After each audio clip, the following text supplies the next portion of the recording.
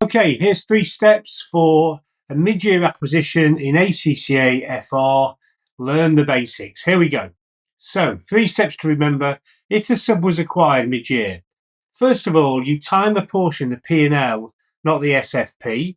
We'll go into that later. Secondly, you consolidate all of the subsidiary, always. We'll go into that later. And thirdly, remember to split the group profit at the bottom of the P&L, and we'll go into that later. So they're the 3 steps. Now let's look at them in a bit more detail. Time apportion the P&L. So you time apportion the P&L, not the SFP. So if we acquired a subsidiary on the 1st of October, and the year end is 31st of December, then it's been in the group for 3 months, hasn't it? So that's why we time apportion the P&L. 3 months of revenue, 3 months of costs, 3 months of profit. So 3/12 of every line in the P&L, not the SFP, as we'll come to later. So why not the SFP? Why the P&L? Because the P&L lasts for a year, and we've only had it 3/12 of that year. Whereas the SFP is one moment in time at the year end, and at the year end we had all of the SFP, didn't we? All of the subsidiary in the SFP. Okay, step 2 then, 100%, not talking about time apportioning now, we're talking about the ownership. So you consolidate 100% on the SFP, even if you own, let's say, 80%.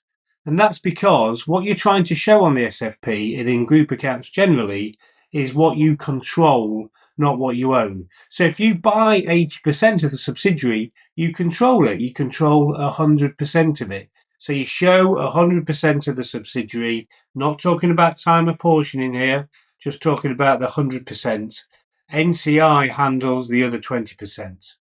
So if you own 80%, you will add across 100% of the PPE, add across 100% of the inventory, add across 100% of the payables, etc., etc., because we control them all. The other 20%, the bit that we don't own, we give to the NCI in equity separately. Okay, finally, the bit that everyone forgets, split the profit. At the bottom of the consolidated P&L, you split the group profit, often forgotten. So let me show you how you split it. So if your profit was 100 and 80 was to the parent, 20 goes to NCI. Don't forget to do that. Your question might be, well, how do I split it? Well, you've got your total profit worked out.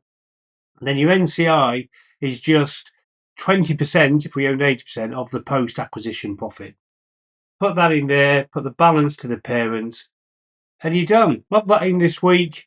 They're the basics. Go and try it with a couple of proper questions. Remember, if you get into anything tricky, you can just move on. The exam's around the corner. Just learn those basic principles and you'll get loads of marks.